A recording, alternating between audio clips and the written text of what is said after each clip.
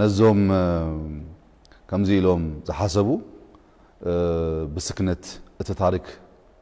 كمل مروك ريو يقبع زبل مخرني النمبر حزب تግራይ زي ساتف له بوليتيكا اب ኢትዮጵያ كنبر يكل زبل امنت يبلين اتحق كمز خوينو انهاله ابزي زدنا الاوان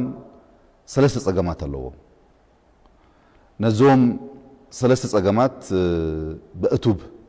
مغنزاب يدل زبل امنت نيني ات قداماي صقم مس لوطي زتاساسره صقم هاغرنا مس لوطي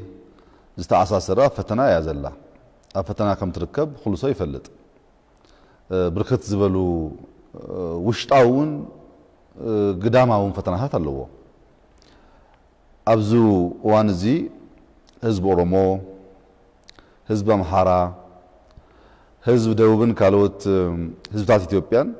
አፈተና አለው حزب ትግራይውን ናይ በአሉ ፈተናታት አለው እቶም ፈተናታት ንናቶም ዝኾነ ባህራዊ ምክንያት አለው ናይ ኩሉ ህዝቢ ፈተና بحدا ጌርካ ክትሪው ኣይትኽእልን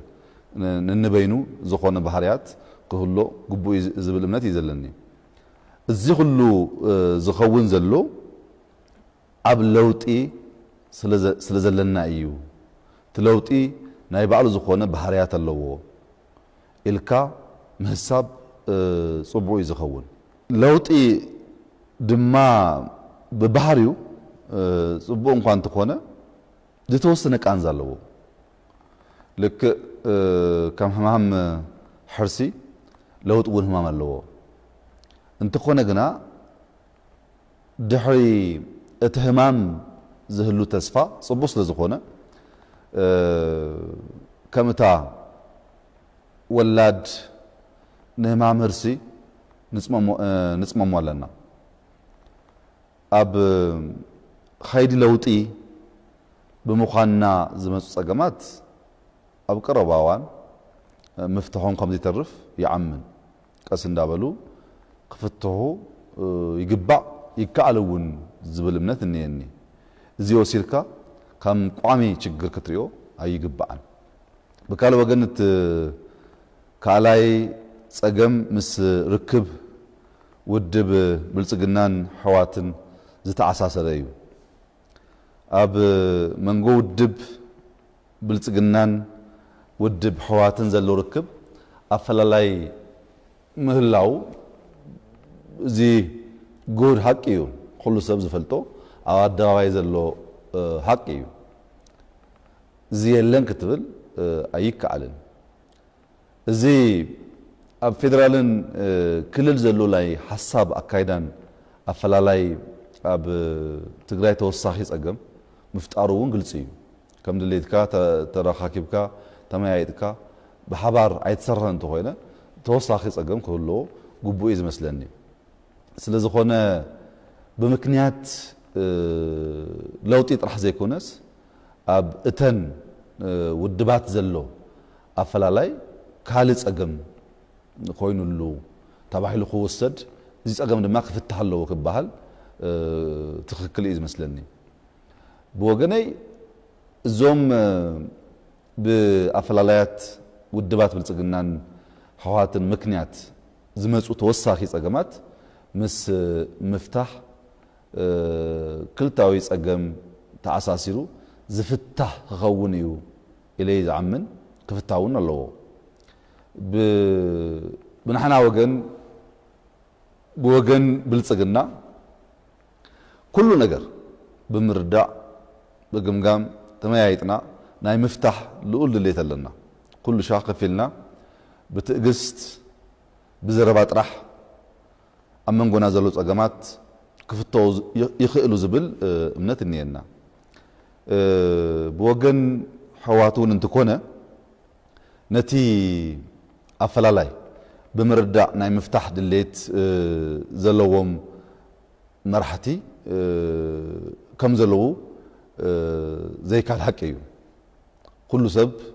بحدا غير كتريو اي تقلن قال يوم كالي دليو يخون قال يوم دما بسلام منغري كفتح زبل امنت دليت كم زلو انا ون كموي زحسب يكون انبر اوشت هوات افلالاي بغونصاي منغد ناي مفتاح دليت زلوم وهدات مراتي ملاهم نقلو قلت خون اللو كله سلام يدل كله تدرايمنا نود زبل امنت اللو الخاون كتوسد ايغبعن ስለዝኾነ بوغني انا زريو حزب تግራይ ናብ ጎንጽን ህውኸትን ዝደፋፈው ንዘለው አካላት ከም ልማዱ ከም ቀደሙ አገብ ከብሎም አለው ዝብል መተለኒ እዚ ናይ ምግባር ናይ ሞራል ይኹን ናይ ብቃት ጸገም ከም ዘይብሉ ህዝብ ትግራይ አጸበቀ ዝፈልጥ ከም ኸውን አለው ዝብል ጽኑዕ እምነት ዘለኒ በወገኔ በአንጻሩ ድማ ነቶም ልዝብን ሰላምን ዝደልዩ መራሕቲ ክደግፎም አለው መራሕቲ ሰላም ዝደልዩ ድጋፍ ናይ ህዝቢ ተተረኪቦም መብዛሕቱ ጸገም ክፍታሕ ከም ዝክእል ይአምን እዚ ምግባር ናይ ህዝብና ተራይ ኸውን ዝብል ናይ ህዝብና ድርሻ ይኸውን ዝብል እምነት አለኒ እዚ ውን ምግባር ህዝብ ትግራይ ድልይ ከም ዝኾነ ይርዳእኒ በወገኔ እቲ ሳልሳይ ጸገም ድማ አፈላላይ ከስፎ ዝደልዩ አካላት ዝፈጥሮ ጸገም እዩ ኩሉ ሻዕ ሰባት አመንጎ ካልኦት ጸገም እንዳፈጠሩ ክነብሩ ዝደልዩ ኣብዚ ውን ኣብዚ ኩሉ ቦታ ስለዘለው ገለ ሓይልታት ነቲ አመንጎ ብልጽግናን ህወሓትን ዘሎ አፈላላይ ንምስፋሕ ዝደልዩ አለው እዚ ውን የለን ኢልካ ክትገምግም ግቡ አይኮነን ስለዘሎ ስለዝርእ ኩሉ ሻዕ ኣብ መብዛሕቱ ሚድያታት ዝርእ ነገር እዩ ትጸገም ናይ ምስፋሕን ከይፍታሕ ድሌት ዘለዎ አካላት ከም ዘለው ፍሉጥ እዩ እዚ ድማ ልክ ከምቲ ኣብ ህወሓት ዘለው ደለይቲ ጎንጺ ኣብ ኩሉ ኩርናዓት አፈላላያት ናይ ምስፋሕ ድሌት ዘለዎም አካላት ይህሉ ኢልካ ክትወስድ ይግባእ ዝብል እምነት ይዘለኒ እዞም ሰለስተ ግዚያዊ ምክንያት ካብ ዝፈጥርዎ ጸገም ወጻኢ ትግራይ ናይ ምጉናይ ወይ ድማ ትግራይ ናይ ምጉዳዕ ዝበሃል ሐሳብ بوغني فصيمو يلن إلي زعمن كمزي حساب زلو والقسب ام منغستين تحليون زياب صقم يزلو كهجز كغمغم بعد راسو اتبحاريو كري يغبا زبل امنتي يزلني كابزي وصعي زلو ناي بوليتيكا ጫወታ ግን مسز بوسيركا حاويس كاميرا صبو الى يامنن قدم لهم كاب زلعلو حسب ميدياتات فلاي قرحنتي زفطرا ويم دغما افلالاي زفطرا ميدياتات كم زلوا ناغلص نيرهم كاب غلصومنا ابز حلفو كل تسلس سمونات دغما ميدياتات تግራይ كم استعصوا يذكريو حزي اب تግራይ ميدياتاتنا تعصين بفلاي ما حزب تግራይ ማለት ميدياتاتو تعصين بخالي وغن دما اب فيدرال منغسي زلوا ميدياتات ويم دمو فيدرال منغسي زدغمن ميدياتات نتግራይ ህዝቢ ወይም ደሞ ህዝብ ትግራይ ቅርሕንቲን አፈላላይ ናይ ምፍጣር ይስራሕ ናተባህለ ይንገሪና እዚ ከመዓርክ እንደዩ ሐቂ እዚ አመልክቶም ማሐሰብ ያውን ሐሳብ በነጻነት ናይ ምግላጽ ድሌት ከም ዝነበረና በግልጽ በሐገ ደረጃ ዝተራየ ተጨባጭ ስጉምት زوصلنايو صراحه كم زخونه عالم كله يزفلط نمجمريا غزي ድሕሪ ለውጢ ካብ ዝተወሰዱ ስጉምትታት እቲ ሓደ ሚድያታት ክፍቲ ምግባር እዩ ንትግራይ ይኹን ንኦሮሚያ ይኹን ንኣምሓራ ይኹን ዝኾነ ክልል ኣብ ሕጂ እዋን ዘለና ሚድያ ካብ ዝቀደም ብሓገር ደረጃ ነይሩና አይፈልጥን እዚ ሓቂ እዩ ኩሉ ሰብ ዝፈልጦ ህዝቢ ትግራይ ዝነበሩ ናይ ሚድያ ኣማራጺ ኣዝዩ ውስን እዩ ዝነበረ ከም ንፈልጡ ድምፂ ወያኔን ትግራይ ቲቪን ጥራሕ እዩ ዝነበሩ ቅድሚ ለውጢ ኣብዚ እዋን እዚ ካብ ድምፂ ወያኔ ቴሌቪዥን ካብ ድምፂ ወያነን ቴሌቪዥን ትግራይን በተወሳኺ በካሎት ሚድያታት ፕሮግራማትን ኣማራጺ ሓሳባትን ዝገልጹ ዝኽእሉ እድል ከም ዘሎ ዝኾነ ትግራዋይ ዝፈልጦ ኣብ ፖለቲካ ኢትዮጵያ ዝፍለጥ እውነት ከም ዝኾነ ኩልና ክንዓምን ይግባእ ይኩን እምበር ኣብ ሃገርና ዘለዎ ሚድያታት ብሓፈሻ ጸገም ከም ዘለዎን ፍሉጥ እዩ ናይ መንግስቲ ይኹን ናይ ግሊ ይኹን ናይ ሃይማኖት ይኹን ዝኾነ ሚድያ ብዝተፈላለየ ምክንያት ጸገም ኣለዎ ገሊኡ ካብ ህፅረት ዓቕሚ ዝመጽእ ጸገም እዩ ዘለዎም ገሊኡ ድማ ናይ ሚድያ ስነ ምግባር ካብ ዘይምርዳዕ ዝመጽእ ጸገም ይርአይ ኣብ ገሎት ድማ ካብ ክፍዓት ዝመጹ ብዙሓት ጸገማት ኣለዎ ኮነ ኢሎም ናይ ሓሰት ወሬ ህዝብን ምስ ካልእ ህዝቢ ኣብ ጸገም ከኣትዉ ምእንቲ ዝሰርሑ ናይ ፌክ ኒውስ እንዳፈጠሩ ዝሰርሑ ብዙሕ ሚድያታት ከም ዘለዎ እዚ ዝፍለጥ እዩ እዚ ጸገም እዚ ንካልኦት ክልል ሂብካ ንትግራይ ድማ የለን ክትብል ኣይትኽእልን ሚድያታት ትግራይ እውን ካብዚ ድኽመት እዚ ነፃ ኣይኮናን ኣብዚ ኣብ ሃገር ደረጃ እንሪኦ ጸገም እውን ኣሎ እቲ ጸገም ንፌደራል ሂብካ ንበዓልካ ነፃ ክትገብር ኣይትኽእልን የግደስ ናይ ሚድያታት ትግራይ ምስ ባህልን መንነትን ህዝብና ህዝቢ ትግራይ ብዘይ ሳነ መንገዲ ሰብ ንዓደምካ ውልቀ ሰባት ኣብ ምጽራፍ ሓሰት ወሬ እናነዝዑ ይውልሎ እዚ ንህዝቢ ትግራይ ይኹን ንካልኦት ህዝቢ ምሽጥራ ኣይኮነን ኩልና ንፈልጦ እዚ ባህል ህዝቢ ትግራይ ዘይፈልጡ ሰባት ድዮም ንምንታይ ከምዚ ዝገብሩ ንምንታይ ኣብ ጸርፊ ሚድያ ስኢሉ ኣይኮነን ቅርሺ ኣለዎ በጀት ኣለዎ ግዜ ኣለዎ እዚ ሁሉ መዲብካስ ንጸርፊ ንምንታይ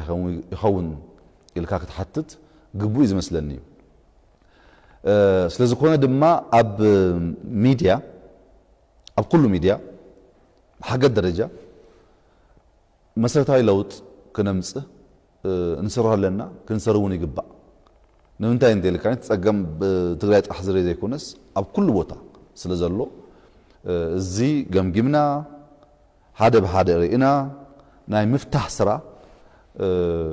ናይ ግድን እዩ ዝኸውን ኣብዚ ከምዚ እንደሎ ናይ እቲ ሎሚ ቀነ ብናይ ሚድያ ባለስልጣን ዝተወሰደ ስጉምቲ ምስ መቅተልቲ አርቲስት አጫሉ ተአሳሲሩ ኣብ ዝተፈጠረ ሁከትን እግርግርን ኣብ ምግዳድ ግደ ስለ ዝነበረን እዩ እቲ ኩነት እቲ ክስተት ናይ ሓጫሉ ብድንገት ዝሰማዕናዮ ኩሉ ሪስፖንሲብል ዝኾነ ሓላፊነት ዝስምዖ ሚድያ ይኹን መንግስት ክልል كحجزنا سلام كورد حزب كيغدا مغبار نيرو كاكلنا صبي بحالناهم كمزي نيرو ግን ሚዲያታት ዝሰርሑ ዝነበሩ ስራሕ ብስሩ ዝጽበየን ጽቡቕ ዝኾነ አይነበረን ይኩን እምበር እቲ በዓል መዚ ዝወሰዶ ስጉምቲ ሃገር ናይ ምድሃን ግዝያዊ ስጉምቲ ጥራሕ ኢልካ ክትወስዶ ይግባእ ቋሚ አይመስለንን ኣብታ ታጸገም ከምኡ ተገይሩሎ እቲ ስጉምቲ ህዝብ ትግራይ ኣፍ ከይህሎ ተባሂሉ ክውሰዱውን ዝግባእ አይመስለንን ህዝብ ትግራይ ዘለዎ ኣፍ ንካልኦት ጸገም ክኸውን ኣይግብኦን በሓል ህዝብ ትግራይ ቋንቋ ህዝብ ትግራይ ልማት ህዝብ ትግራይ ክንሰምዕ ክርቅ ካውን ክንመሓር ኩልና እንደሊ ግን እታ ሚድያ ንሱ ዘይኮነስ ኣብ ካልኦት ክልል ጸገም እንዳፈጠሩ ስዊልካ ተዓጽዎም ናይ ትግራይ ኣፍ ተዓጽዮም ኢልካ ክትወስድ ኣጸጋሚ ዝኸውን እዚ ዝተወሰደ ስጉምቲ ምስ ምርግጋእነት እተን ሚድያታት ዝወሰደዎ ኣዎንታዊ እርማትን ኣብ ቀረባ ክፍታሕ ከም ዝኽእል እምነት ኣለኒ ከምዚ ይቀጽል ይዓምን ንሳቶምን ምስ በዓል ስልጣን ተዘራሪቦም ክፈተው ይኽእሉ ዝብል እምነት ኣለኒ ህዝብ ትግራይ ብወገኑ እተን ሚድያታት ኣብ ሓናጽን መሓራይን ጉዳይ ከተኩራ ኣብ ልማት ኣብ ሰላም ኣብ አንድነት ከተኩራን ጽንቶ ክህድረለን ይግባእ ዝብል እምነት ኣለኒ ስዊልካ ገዲፍካዮም ዝኾነ ሰዓት በዓል ስልጣን ዝወሰደ ስጉምቲ ጥራሕ ከም ጸገም ምርኣይ ዘይኮነስ እቲ ሚድያታት ብዙሓት ጸገም ስለ ዘለዎ ክህገዙ ኣብ ምንታይ ኣትኩረን ከም ዝሰርዑ ጽንቶ ክህድረለን ይግባእ ዝብል እምነት ኣለኒ ህዝቢ ትግራይ ንኸይረጋጋዕን ብፍላይ ድማ ናብ ልምዓት ንኸየተኩርን ብመንግስቲ ፌደራል ዝተወደቡ ዝተፈላለዩ ውዳበታት እናሓመስዎ ይርከቡ ይባሃልና ሓቂ ድዩ እስኪ ኣብዚ ርእይቶ ተሃልዮም መራሕቲ ህወሓት ከምቲ ኣብ ፌደራል መንግስቲ ልዕልነት ህግን ዴሞክራሲን ክሰፍን ዝደልዩ ኣብ ክልል ትግራይ እውን ከምኡ ክፈቅዱ ኣለዎም ኣብ ፌደራል ጥራሕ ዴሞክራሲ ኢልካ ኣብ ክልል ዴሞክራሲ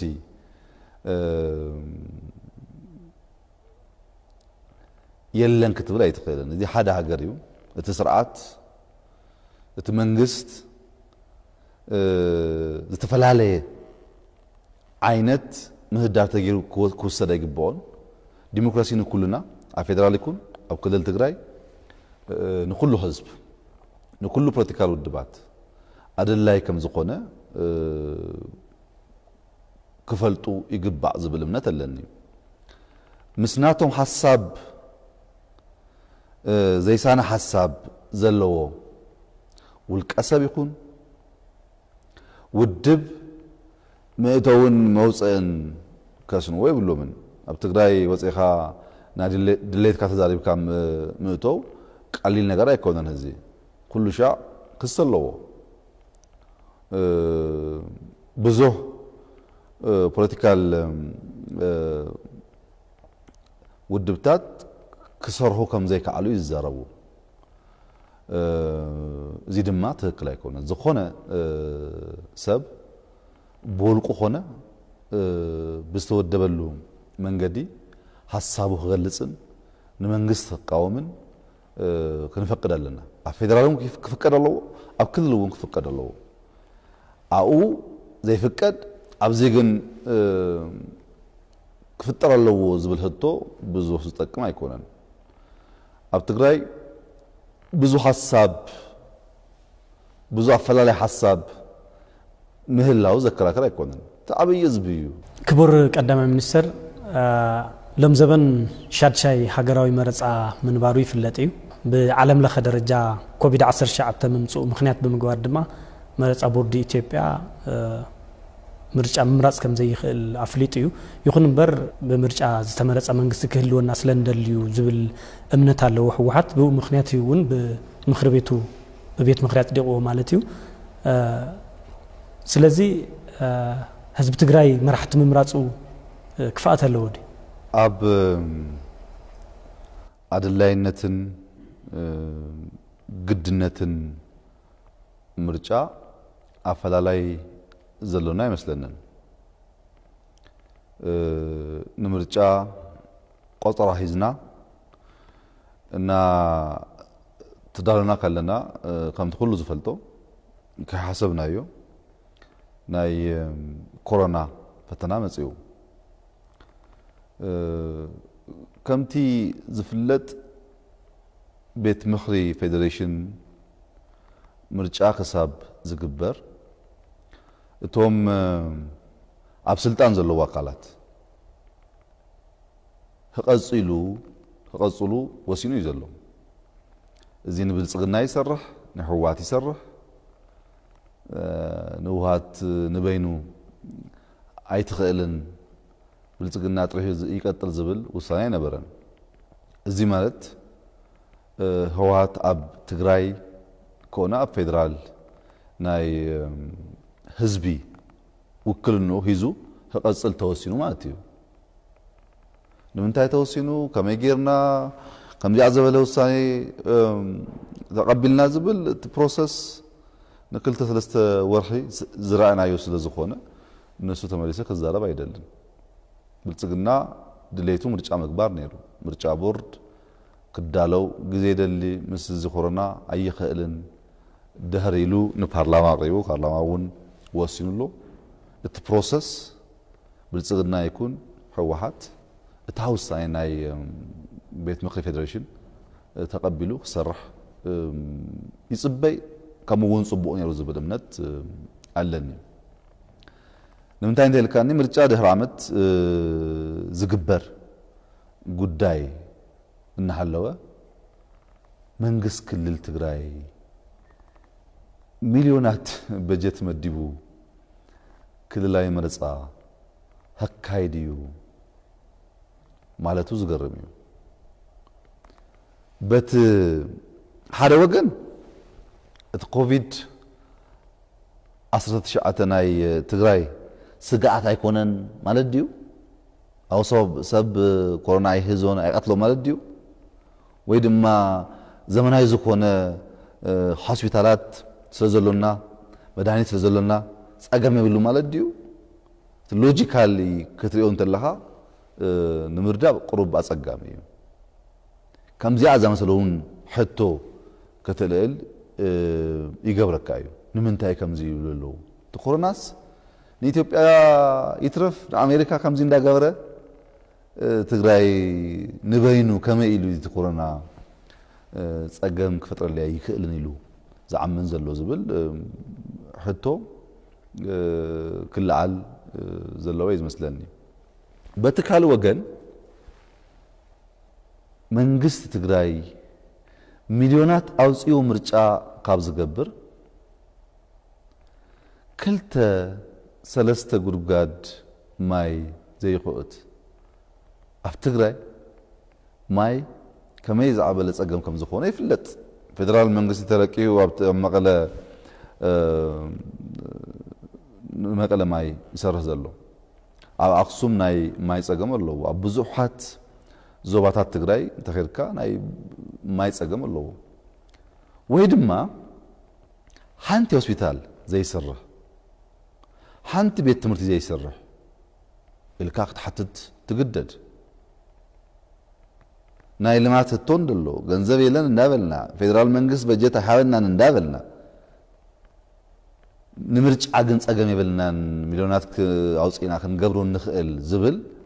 ከመይ ዝበለ ሐሳብ ይልካ ክትሪዮን ተላሃ አጸጋሚ ነው ሙሳድ አይርዳአካን እዩ ታይት ሐሳብ ዝብል ንምርዳ አጸጋሚ እዩ ከም ትፈልጦ تمرجع حدا عمت تعجزك بحبار مرجع مقبار نمنتاي زي كقال تنوهو حدا عمت يو نحدا عمت إلكا زخلو غنزب كان مدفع نمنتاي بحاجة درجة زلو سرعات أكبركا ناي بيت مقري فيدريشن وساني وسيركا زي تسرح زبل هتو زكون سب والكسب حاتيتو كحسبو زغبا يز مسلني بكال وجن دما بحقي هوحات سلطانو نكالوت ودبات كركب سلازلي ديو مرجع غبر دليو تمرجع مجمع درجة مرجع مالت كلتا سلسة حساب هيسكا الحساب نهزب أقربك هزب زفتو حاد حساب وسيدو نايب على منقست يقبر مالتيو زي ديمقراسي مالت قدم كم زبل قوة أب تقراي كم زياد زبلو حسابات تعفينو يزلو هجيتها دراما مرجعت بحال دراما تمليسو هوات نممصان تخوينو بيت مخي فدريشن ون صنع إلو يزلو نمنتاي حدا عمت صنيو مس كله حزب ኢትዮጵያ ገይሩ እታ ቅርሽግን እታ በጀት ግን ንማይ ይኹን ሆስፒታል ንቤት ትምህርቲ ዘይገራ ወል ዘን ህቶታት አዘን በግቡ ክምለሳ አለውን ዝብል እምነት አለኒ ከምዚልካ እታ ኩነት بزرزر አይትራን ተቆይኑ ሲሉ ምርጫ ጥራይ ዝመስል ግን በዝርዝር ማሪያኻ ገምግምካ ንምንታይ ዝብልውን ቻሌንጅ ጌርካ ዝሓሸ መንገዲ ምምራጽ ጽቦ ይመስለኒ ነህዋት ይሁን ህዝብ ትግራይ ከሙ ይዝሓይሽ ዝብል እምነት ይዘለኒ ካቦጻይ መንግስት ፌደራል አብናይ ክልል ጉዳይ ኢቱ አትዩ አይፈልጥን ንቅድሚውን አይገብረን እዚ ክብል እንደለሁ ናይ ፌደራል ሐላፊነቱ ድማ አህሊፉ አይህብን በታ ህገ መንግስት ዘላ ናይ ፌደራል ስልጣን ፌደራል ዝሰርሓ ይተኸውን ናይ ክልል ድማ ክልል ትግራይ ይኩን ክልል አምሃራ ናይ ክልል ስልጣን ይተኸውን ንሕና ሐላፊነትና አህሊፍና አይንህብን ናይ ካልኦት ሐላፊነቱውን ኢድናቲና ዝኾነ ነገር አይነገብርን እዚ ፕሪንሲፕል ናይ መንግስትናዮ ፕሪንሲፕል ናይ ብልጽግናዮ ብኡ መንገዲ ንኸይደልና ዝብል እምነት ይዘለኒ እዚ ድማ ንዝኾነ ኢትዮጵያዊ ኣብ መንገድ ተጠዋብልካ ተሓቲትካ ዝኾነ ሰብ ክነግረካ ዝኽእል ሓቂ ዝመስለኒ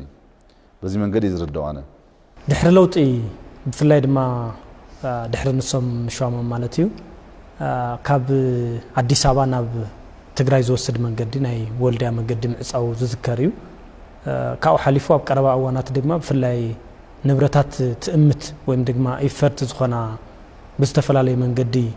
ጸቕጢ ይበጽሐን ከም ዘሎ ይዝረበሎ ማለት እዩ ስለዚ ንሶም ኢኮኖሚ ትግራይ ናይ ምድኻም ዕላማ ኣለዎ ማለት እዩ ወይ ድማ መንግስቶም ማለት እዩ በመጀመርታ መንግስት ፌደራል ንክልል ትግራይ ካብ ዝግባአ በጀት ኮነ ካልኦ ጥቅምታት ዝኾነ ጥቅሚ ካብ ፌደራል መንግስት ንክልል ትግራይ ኸይር ዝግባኦ ወላ ሓንቲ ሳንቲም አያጉደለን አጉድልና አይነፈልጥን ከምውን ክንገብር እቲ ታሪክናን እቲ ሐላፊነትናን አይፈቅድልናን አይነገብርን አይገበርናይና ግን ክልል ትግራይ መንግስት ክልል ትግራይ ንመንግስት ፌደራል ህጋዊ አይኮነን አይነፈልጦን አይናምነሎን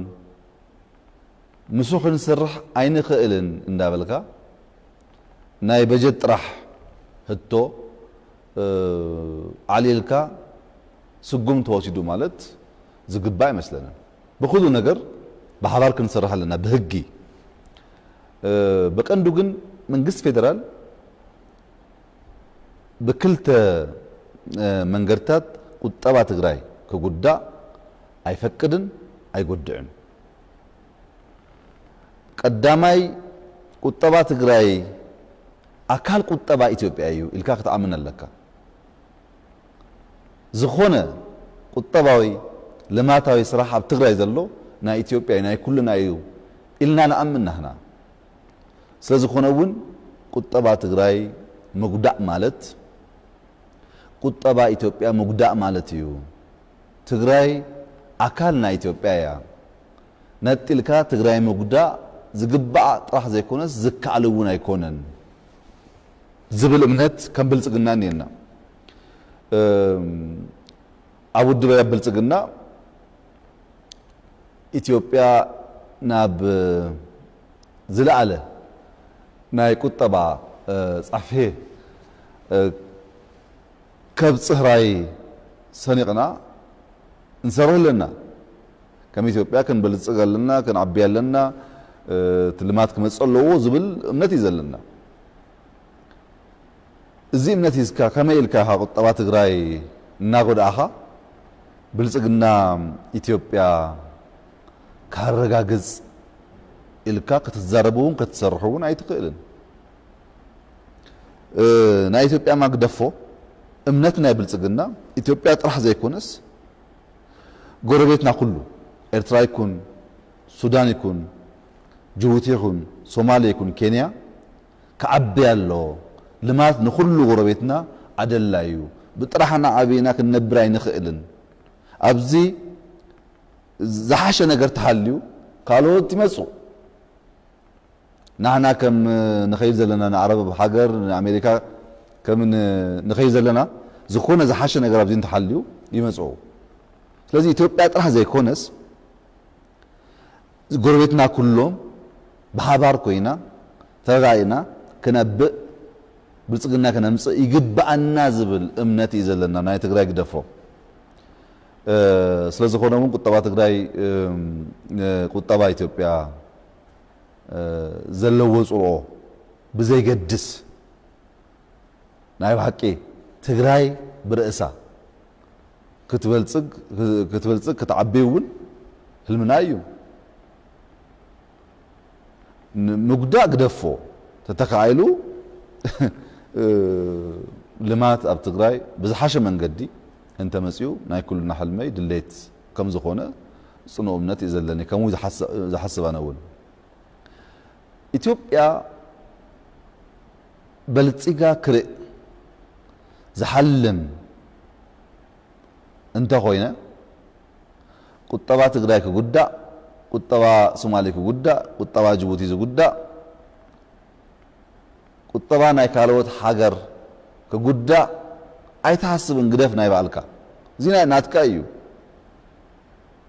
ናህና ንሓልምሉ ምክንያት ኢትዮጵያ በልጽጋ ኣብ ዓለም መድረኽ ዝለዓለት ዝሓሸት ዓድ ጌርካ ምርኣይ እምበር ናይ ምጉዳእ ሓሳብ የብልናን ህዝቢ ትግራይ እናጠመየ እናተቸገረ ክርኢ እደሊ ማለት እዩ ዝመስለኒ እዚ ድማ ናይ ነውሪ እዩ ኣብ ኢዱ በሊና ኣብ ኢዱ ሰቲና ንፈልጦ ህዝቢ ከጠምም እንቲ ድሌት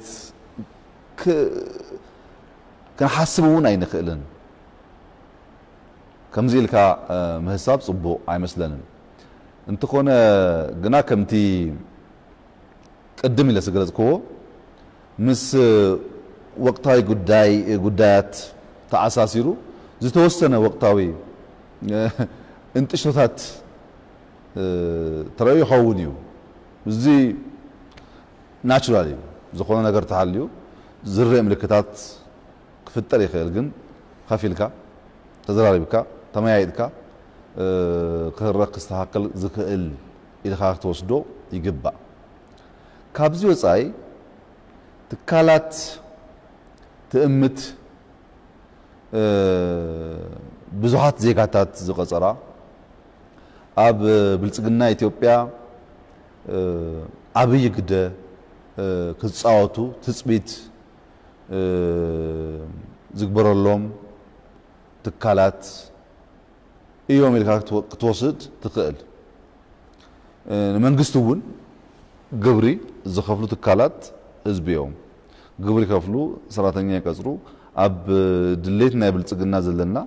ናይ ባዕሎም ተራይ ይጻወቱ እዚ ከም ዘለዎ ግን ብካልእ ወገን ምስ እቶም ትካላት ዝተኣሳሰረ ሓደ ዝተሓዋወሰ ነገራት ኣሎ ንሱ ክጸሪ ይግባኦ ክጸሪ ኣለዎ ዝብል እምነት ኣለኒ ትካላት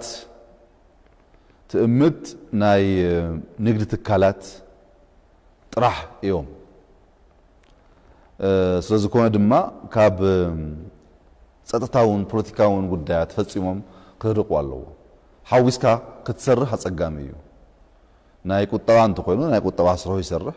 ትካል ድማ ናይ ፖለቲኩን ናይ ጸጥታውን ይሰርሕ እምበር ብሓደ ካምፓኒ ጌርካ እዚ ኩሎም ሓዊስካ ተሰሪኻ ምናልባች ኣብ መንግስቲ አጸጋሚ ይኸውን ይኽእል እቲ ምትሕዋስ ንግዳውን ፖለቲካውን መሪህነት አጣሚሮም ዝሓዙ መራሕቲ እቶም ትካላት ምናልባች ዝፈጠረዎ ኸውን ይኽእል ኢለ ይገምት ካብዚ ወፃኢ ኣብ ልዕሊ እቶም ትካላት ዝግበር ጸቕጢ ዝተፈለየ ስጉምቲ ዝተፈለየ ጫና የለን ኣይህሉን ክነብሩውን ኣይግባአን ዝብል እምነት እዩ ዘለኒ ካብዚ ወፃኢ ዘሎ ሓሳብ ድማ ከፍ ኢልካ ምግምጋም እዩ ዝሓይሽ ብመረጃ ማስረጃ ጌርካ ክትሪኦ ይግባእ ኢሉ ሓሳባዊ ጥራሕ ዘይኮነስ ብትጨባጭ ኣሎዶ የለም ዝብል ምግምጋም ጽቡቕ እዩ ዝመስለኒ ምስ ኤርትራ ዝተጀመረ ፖለቲካውን ቁጠባውን ርክብ ጠጠው ክብል ክኢሉ እዩ እዚ ጠጠው ዝበለሉ ምክንያት ድማ ብፍላይ ኢኮኖሚ ትግራይ ወይም ድማ ናይ ትግራይ ቁጠባ ንምጉዳእ እዩ ተባሂሉ ይሕሰብና ከመይ ይርእይዎ ሰም ርክብ ኤርትራን ኢትዮጵያን ድህሪ መሪር ውግእ ንኣስታት 20 ዓመታት ኣብ ድቃስ ጸኒሑ ዝነበረ ስለዝኾነ እውን ድሕሪ ነዊሕ ድቃስ ዝተበራበረ ርክብ ኢልካ ክትወስዶ ትኽእል 20 ዓመታት ኣይነበረን ካብ ወፂና ኢና እንጀምሮ ኣለና እዚ ድሕሪ 20 ድቃስ ዓመታት ዝተበራበረ ርክብ ከመይ ይኸውን ከም ዝኽእል ግምት ምውሳድ ጽቡቕ እዩ ዝኸውን ኣብዚ እዋን እዚ ጽቡቕ ዲፕሎማስያዊ ጸጥታዊ ርክባት ኣለና ብቁጠባውን ተሪኢኻ ናይ ቴሌፎን ኣገልግሎት እኒየና ናይ ኣየር ትራንስፖርት ኣገልግሎት እኒየና ካልኦት ቁጠባዊ ነገራት እውን ብሓባር ምስራሕ ጀሚርና ኢና ዘለና እዚ ድማ ቀስ እናበለ ናብ ዝለዓለ ብርኺ ክበጽሕ ከም ዝኽእል ይዓምን ይበጽሕ እውን ዝብል ተስፋ እዩ ዘለኒ ናይ ርክብ ኢትዮጵያን ኤርትራን ካብ ቅኑዕ ድሌት ተበጊስካ እቲ ርክብ ክፈጥን ምድላይ እዚ ሰናይ ድሌት እዩ ዝመስለኒ ሰናይ ድሌት ናይ ዝኾነ ጤነኛ ጤና ዘለዎ ኢትዮጵያዊ ክሓስቦ ዝኽእል ቅኑዕ ዝኾነ ሰብ ካብ ቅንዕነት ተበጊሱ ዝሓስቦ ነገር ኢልካ ክትወስድ ይግባእ ግና ነቲ ጸገም ክፈትሑ እናከኣሉ ንኣስታት 20 ዓመታት ዘይከኣሉ ሰባት ኣብ 2 ዓመት ንዝረከብናዮ ዓወት ከነዓሱ ግቡእ ኣይኮነን ግቡእ ኣይመስለንን እዚ ብስራሕ ዝመፀ በዓልካ ዘይከኣልኮ ነገር ካልእ ሰሪዎ እንዳርኢኻ ዓንኢስካ ምንም ከም ዘይተገበረ ጌርካ ምዝራብ ጽቡቕ ኣይኮነን ንምንታይ እንታይ ኢልካ ዓለም ኩሉ ዝፈልጦ እዩ ዝኾነ ናይ ዓለም ፖለቲካል ውድብ ረኪብካ ብዛዕባ እዚ እንተሓቲትካ ዝኾነ ሰብ ክነግረካ ይኽእል ንምንታይ መሲሉካ መንግስቲ ኢትዮጵያ ጥራሕ ኣይኮነን ኣብ ኣውሮፓ ዘለዉ ሃገራት መወኪሮም ኣይከኣሉን ኣሜሪካ መወኪራ ኣይከኣለትን ብዙ ኣፍሪካ ሃገራት መወኪሮም ኣይከኣሉን እዚ ኣብ 2 ዓመት ዝተረከበ ዓወት ናይ ሰላም ዓወት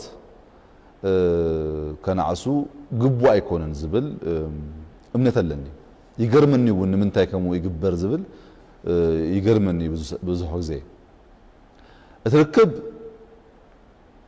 ክሳዕ ክንድዚ ንትግራይ ዝጠቅም ኢልካ ተኣሚንካ ክሳዕ ክንድዚ ዝጠቅም እንተኾይኑ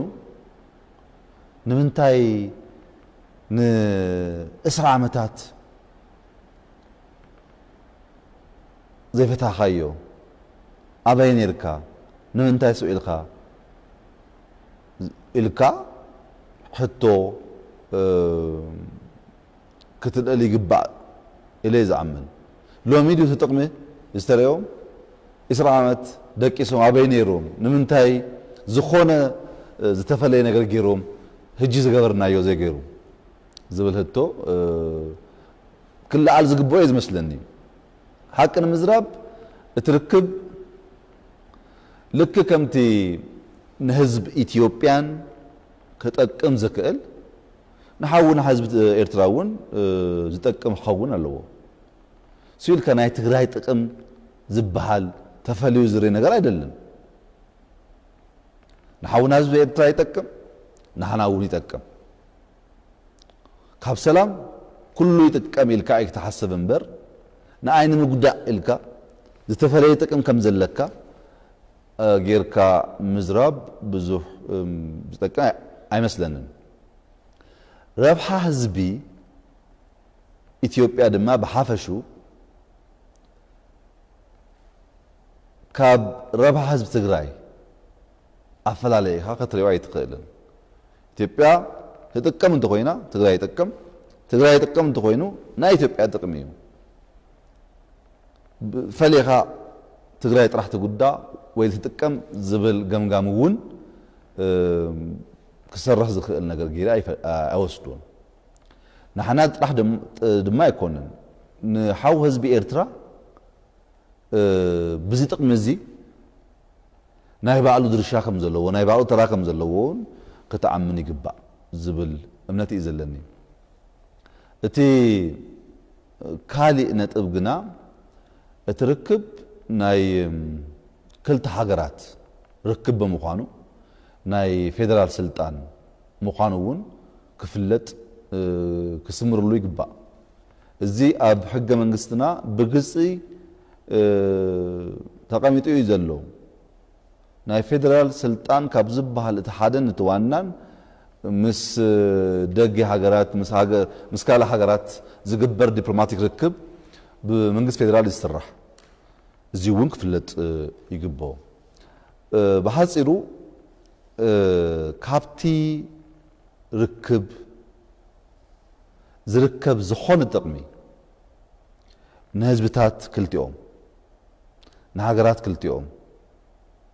ንመንግስታት ክልቲኦም እምበር ንህዝቢ ትግራይ ጥራይ ኣይኮነን ኩሉና ካብ ሰላም ጥቕሚ ኣለና ኩሉና ካብ ልማት ጥቕሚ ኣለና እቲ ንግዲ ልውውጥ እውን ንኩሉና ይጠቅመና እዩ ዝብል እምነት ሒዝካ ጉድኣት እውን እንተሃልዩ ንኩሉ ዝጎድእ እምበር ፈሊኻ ንትግራይ ጥራሕ ኢልካ ክትወስዶ ዝከኣል ኣይኮነን ዝኾነ ኮይኑ እቲ ርክብ ኣብ ቅኑዕ መስመር ኣብ ዝሓሸ መስመር أبزحش بركي كم زلون إن أنا كم زخيد كرجاجس يفتو بوجن يتراون دليت الله بوجن يتبيعون دليت الله زي قاسيلو غزي وسيدو أمنتنا فلتتنا عند عبي بزحش من قدي كاب وندم حزب إيرتران إثيوبيا زلوا ركبي أبزل على درجة كبتصه يكئل زبل منتلني أب قبو جزء دما ناب زلز على درجة كم زبل أون منتلني بقربا إيرترا خيدا نيرا مس بريزيدنت إساياس خافيل ناس زاينو ينزلنا بفلاي بلمعاتن بركب كلتي هاجرات بزحشة درجة نعم مسرح دليت بقلتي وجن سلزلو بقرباوان عند حشة عند عبي حيد زبل منتي زلني أب قرباوان بفلاي دحرزناي مرسا من لا على حاويسو بتعمي منجس فيدرال كوجا إنه يزبها النجار الله في خبابنا نايب حقي منجستهم نهزب تجراي كوجا ديو من نمن يكوجا نمن تايو منجس فيدرال نكل تجراي زوجا زي ناي إبدان زربايو كاب تزارابيو دقاميو زبل مسلات تغرينيالو منجست فيدرال منجست كل تغراي يكون حزبنا حزب كل تغراي كوغي يقل إلكا حساب بعلو كما يزبل حساب كم زخونه نعاي كرداني بتعامي صقامي نعاي زغرملي كابتوم مجمرتا زحسبو توم كالوتكم قوم ነገር ወሲዶም እናተን ተመዘቁሉ ሊቃውንቲዮ ምስ ትግራይ ጥራሕ ዘይኮነስ ምስ ኤርትራ ምስ ሶማሌ ምስ ሱዳን ውጋ አይነደልን በሰላም ልማት ጥራሕ ከነምጽን ፈቱ እንዳበልና ምስ ካልኦት አቦሳን ኩነታት ውጋ አይነደልን ኢልና خفيلና بزربا نود اندابلنا تايز بحال زرباي نتغراي منجس فيدرال كوغو زبل وق انتاي مخانو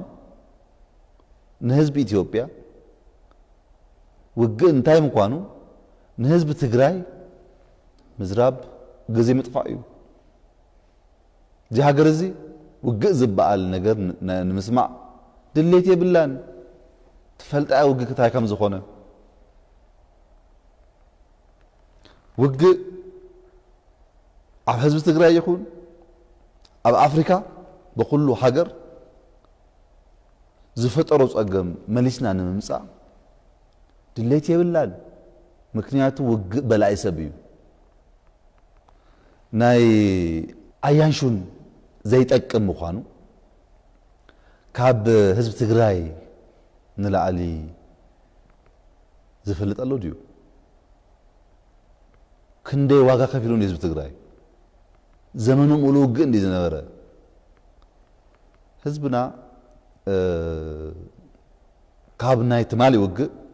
غنا قوسلو ايدحنن وغ مالت سب طرح بليو زخيد زيكونس اتحجر كم حجر عمدي زغبره وغ طفعتيو بسركه انتاي كنركبينا نو واقع تاي زركب كاوغ تاي ترفلو مستغراي ما قدفو مسكالوت تواغيها تاي تركب تاي ترفلو ገንዘቤ ብልናን እንዳበልካ ብልጽግና ከምጽየ እንዳበልካ ወግዝ ባል ንመንግስትና كن سمعوك نزاربلو نفط ነገር አይኮነን مستغراي يكون مسكالوت حساب افلايتنا بكتئن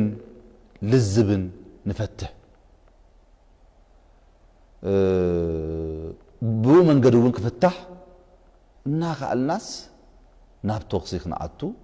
فصيمنا ينحسبن زيد ما كفلط بز حلفه كلت عمت ناب وق زوسد زكل بزح مخنيات كوالو تحساب ناس كم قدم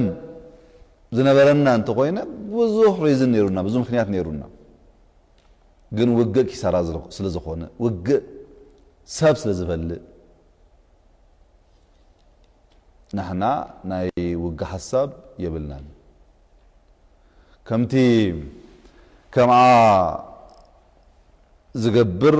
ከማ ይነግር ዝብሃል ወገ ዝደልዩ ውልቀ ሰባት እዮም ወገ ይብሉ ከም ደርፊ ንግሆን ምሽትን ናይ ወገ ዘረባት ሰምዕ زينا ناتنا يكون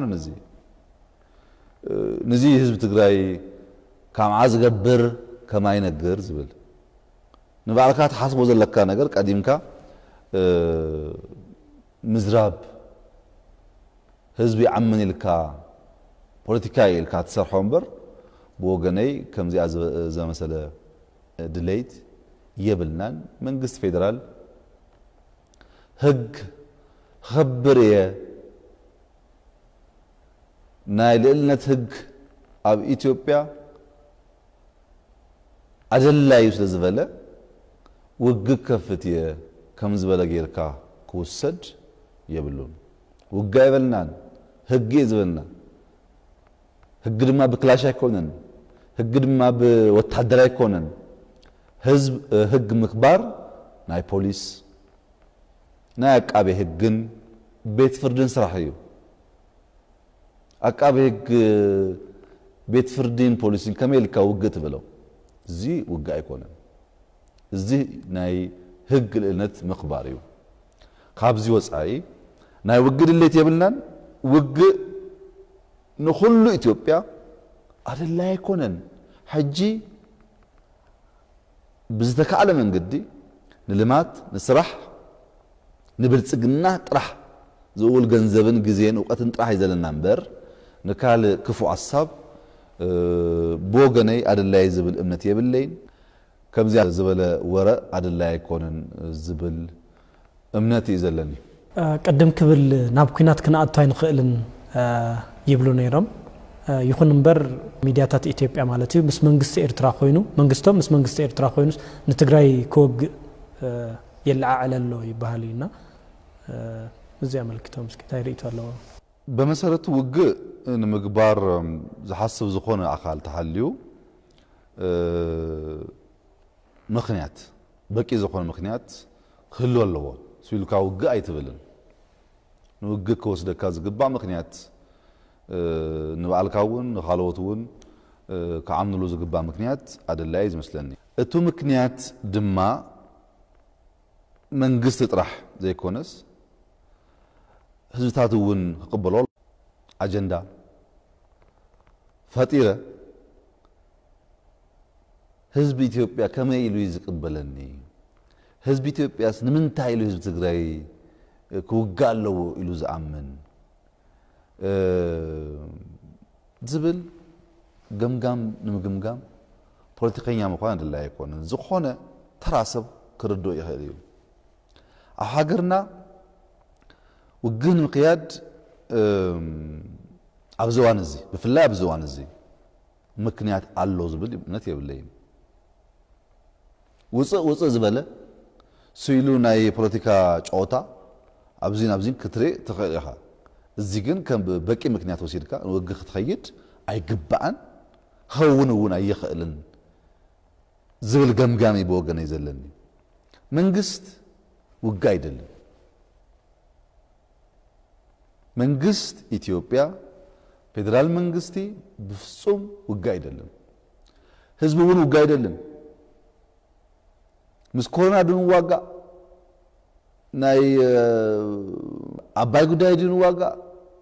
ታይ ምክንያት እኔና ብዛባ ውግ ናይ አልና ናይ ሀገርና ናይ ህዝብና ከንዘራረብን ጊዜ ከጠፍ ዘለዋ አይመስለኝ በዚህ ምክንያት ውግ ኣይህሉን ዝብል እምነት ይዘለኒ ውግእ ኣይንሓስብን ኣይህሉን ዝብል እምነት ኣለኒ መንግስት ኤርትራ ንመንግስት ኢትዮጵያ በሓባር ኮይና ንኢትዮጵያ ንውጋእ ኢሉ ክጽውዕ ዝኽእል ኢልካ ሓሳብ በኣሉ እዚ ሓጢኣት እዩ ከመይ ኢሎም እዮም ምስሓኩም ኮይና ህዝብኩም ንውጋእ ዝብሉ ናቶም ንግደፎ ንህና ድማ መንግስቲ ኢትዮጵያ ንመንግስቲ ኤርትራ በጅኻናኣ ብሓደ ኮይና ንሃገረይ ንውጋእ ኢሉ ክእድሙ ኣይኽእልን እዚ ብታሪክ ሃገርና ኣይተረአን ንቅድሚው ቢነብር ዝብል እምነት የብለይን መንግስት ኤርትራ ኣብዚ እዋን እዚ ኢትዮጵያ ምስ ካልኦት አገር ዘለዋ ሓደ ፀገማት ንምፍታሕ ዝተፈለየ ተራ እንዳተፃወተ እዩ ዘሎ ድሌት ናይ መንግስት ኤርትራ ኢትዮጵያ ምስ ካልኦት ብሰላም ኮይና ምስ ኤርትራ ዘለውን ናይ ቁጠባን ናይ ፖለቲካን ዲፕሎማቲክ ስራሕ ዓብዩ ተማሂሹ በሓባር ክንጥቀም ኢና ዝብል እምበር ውግእ ህዝቢ ኤርትራ አይደልእ መንግስት ኤርትራ አይደልእ ህዝብን መንግስት ኢትዮጵያ አይደልእ مساعتهم قريب كام مسكالوتون وجز بقال زربا كيفتر أبي نحاول نتسرح يسره الله زي كله سوز فلتويز مثلني بوجني زي كسوزي كاب كلهم كستات زخفان أجل زي باللوكس إيو منجس فيدرال أبتغراي زخونة سجومتي خوصة للني انتهيلو بعلو يقبر زينا مقبر تايس أقام نيرويو نكالوت بجحاتكم نعو حواركو هنا كم زي نقبر له نحنا دليت يبلان دليت زي بلو من قصد ما نكالوت بجحاتكم نعوك بلو أي كله أبزوان الزي بحق أنا مزراب من قصد إيرترا ناي سلام حيل مخانو إثيوبيا طرح زي كونت عالم فليتو يزلو أبزخون عالم تخيركا منقص إيرترا نسلام يسرح نلماتي يسرح زبل أمنتي يزلو سأقمت هاليوخا كم جبوتي كم سودان كم كينيا مسكالوت مسقروبتنا كم زلنا سأقم خفلنا نفتو سأقمني ناكم السودان أباي طرح كوي كونن ناي دنبر إيشوكم السودان الله مسكينيا كوس أقمني هنا سواتي مسؤو يقتلوا يوصلوا بزح نجر مس دوب السودان بزح أقم كوني هنا أقم سلزلنا وجه هذا لا يكون أقم سلزلنا زكفاء نجر أنا حسب نخفلنا تزايرنا نود نا إرترا بزتفلي من جد وسيركا كم زي عايز زي مثلا زربا نهزبك مزراب صبوا مثلا حزب إثيوبيان حزب إيرتران سلام لمات بلصقنا دليتهم فتوتهم كم زخونه بزح غزي غليصوم يزلو ابزالام بسا تا دنبر مخفات خيدنا مس بريزيدنت ساس حزب تግራይን حزب ኤርትራን ፕሮቶኮል የለን ጎዩ እንዳበኸየ መሬት እንዳሰዓመ ከመይ ዝዓመሰለ ፍቅሪ ዝራዕና ኣብ ሁመራ ከምኡ ይነሩ ዓሰብ ከምኡ ዝነበረ በአውሮፕላን ወን ካብዚና አስመራ ከአስመራ አዲስ አበባ ዝመጹ አርቲስት ኣለዎ ህዝብታት ኣለዎ መራሕቲ ሃይማኖት ኣለዎ ኣብ ኩሉ ዘለና ገምጋም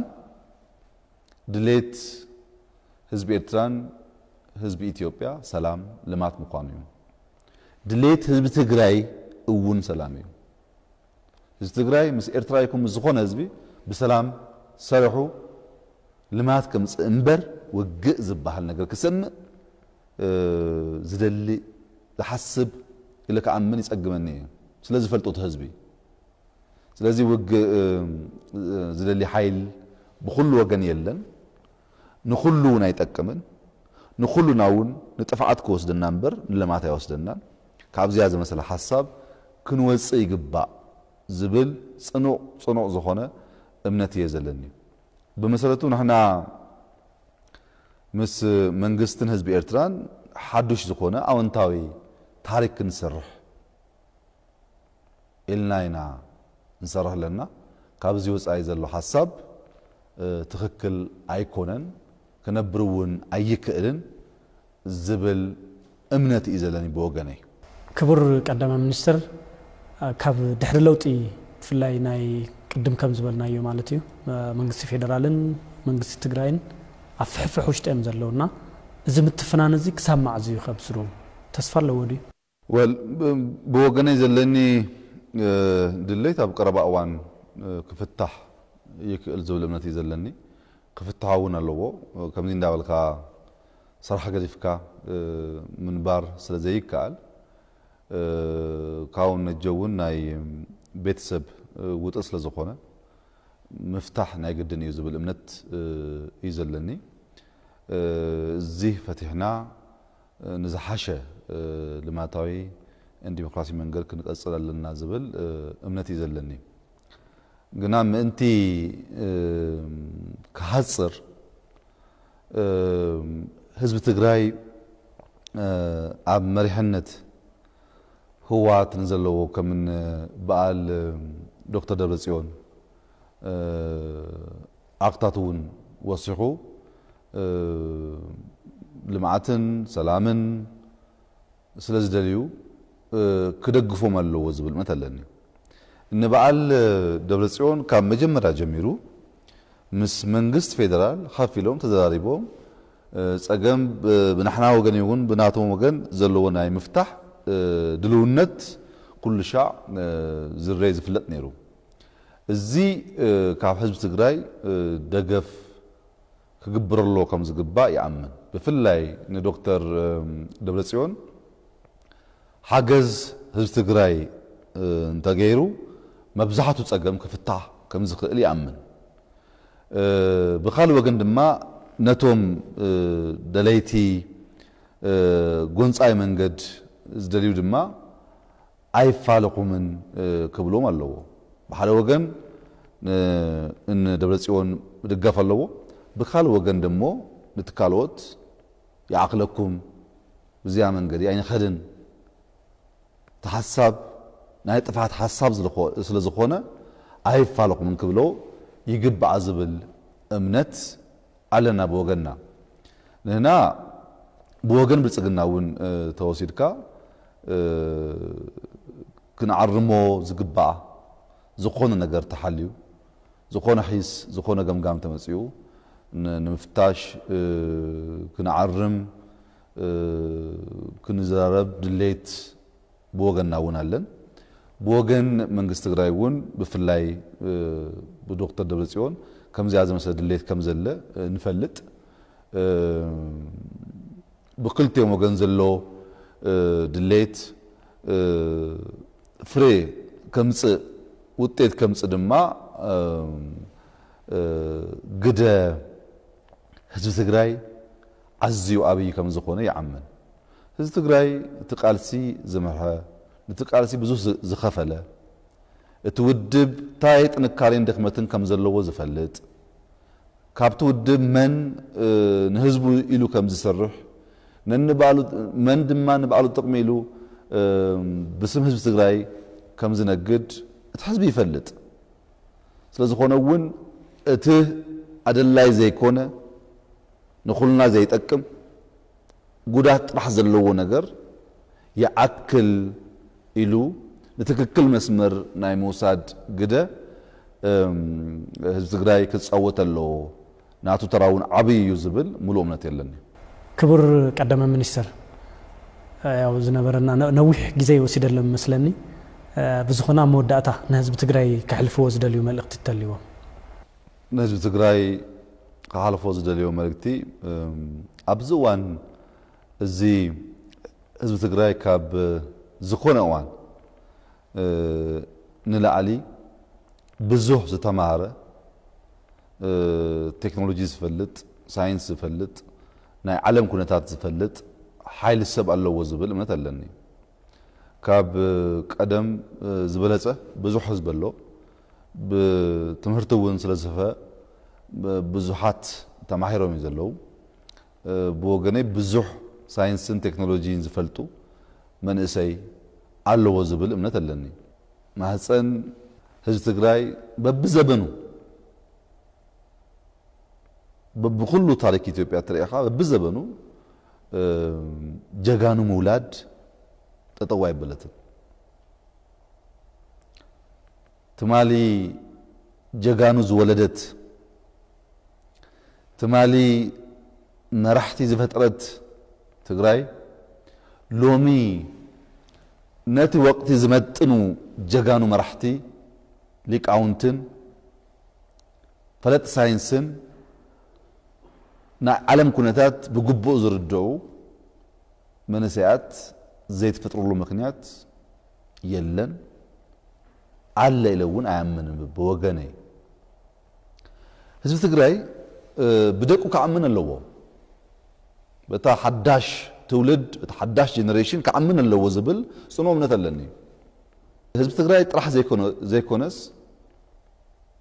ነባራት መራሕቲ ህወሓት እውን በደቆምን ደቂ ደቆምን ከአምኑ ኣለዎ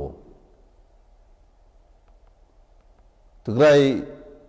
ኮነ ኢትዮጵያ ብናይ ትማሊ ሐሳብ ብናይ ቀድሚ 50 ዓመት ሐሳብ ሎሚ ክትመርዋ ይትኽእልን ናይ ባልካ ህዝቢ ብደርቢ ከፊልካ እትፍርቁ ናተዩ እትፍርቁ ተኸፋላይ እዩ እትፍርቁ ድማ ባንዳዩ እትፍርቁ ድማ ከምዚዩ እንዳበልካ ብደርቢ ከፊልካ ንሓደ ህዝቢ ኣብ ብዙሕ ቦታ ዓቢልካ ምምራሕ ዝከኣል ኣይመስለንን እዚ ናይ ደርቤን ከፋፋሊ ዝኾነ ሐሳብ ትማሊ ሰሪሑ ይኸውን ሎሚ ግን ክሰርሕ ዝኽእል ኣይመስለንን ብደቃ ዘይተዓምን ትግራይ በተሐድሽ ወለዶ ዘይትመራሕ ትግራይ ክትእወት ክትበልጽግ ክትለምዕ ካብ ዘሎ ጸገማት ክትወጽእ ኣይትኽእልን ሰብ ብዝኾነ ግዜ ሐሳብ ኣለዎ ብዝኾነ ግዜ ናይ ምርዳእ ዓቕሚ ኣለዎ ግን እታ ዓቕሚ ኩሉ ሻዕ ከፍ ኣይትብልን ሓዳሽ ትውልድ እንዳመፀ ተኸይድ ኣለዎ ካብ ትማሊ እውን ውድቀት ክመሃሩ ኣለዎ ንምንታይ እቲ ውድቀት በዓሉ ዝመፀ ዝብል ሓፊሎም ገምጊሞም ክመሃሩ ይግባእ እዩ ዝመስለኒ ኣብ ወለዶ እምነት የብልካን እንተኮይኑ ንወለዶ እውን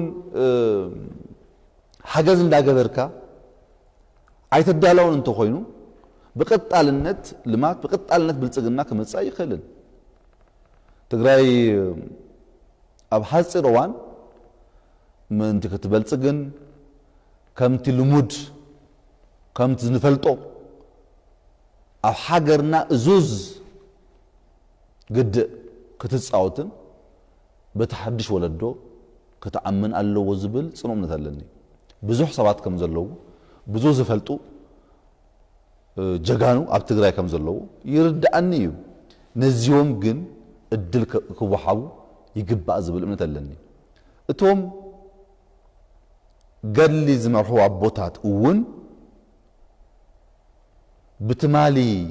መንነቶም ብትማሊ ብቃቶም ናይ ሎሚ ድሌት ንምምላስ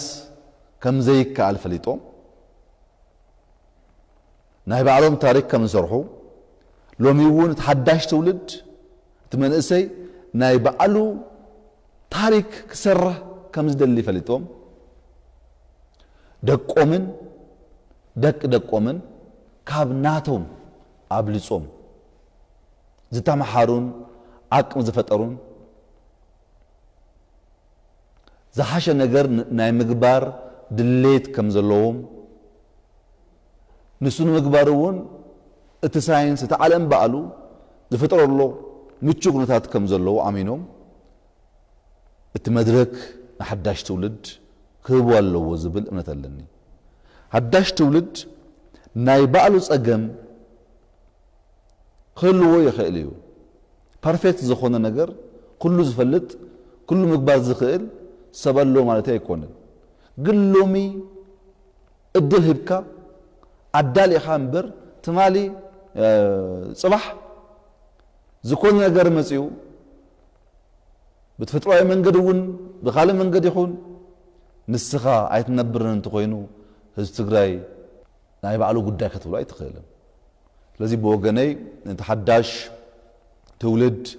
ትመንሰይ ብዙ ዝፈልጥ ብዙ ዝገብር ዝኽእል ናይ ዓለም ኩነታት ዝርድኦ ኢዱውን ደም ይኹን ገንዘብ ይኹን ናይ ህዝብ ሐቂ ዘይብሉ ብሞራል በወኔ ክሰርሕ ትግራይ ከቀይራ ኢትዮጵያ ከቀይራ ዝኽእል ሓይሊ ከም ዘለዎ አሚኖም ተራ ክህቡ ኣለዎ እድል ክህቡ ኣለዎ ዝብል እምነቲ በወገነይ ዘለኒ እዚያ ተገይሮም ናይ ትግራይ ጸገም መብዛሕቱ ክፍታሕ ከም ዝክእል ይአምን ክቡር ቀዳማይ ሚኒስትር ፌደራላዊት ዲሞክራሲያዊት ሪፐብሊክ ኢትዮጵያ ዶክተር አብይ አሕመድ ጊዜኦም መስዋዕት ገሮም ነዚ ቃለ መሕተት እዚ ፈቃደኛ ኮይኖም ስለዝሃቡና يغنيلي بشم تملكتنا كبرتها بالله يغنيلي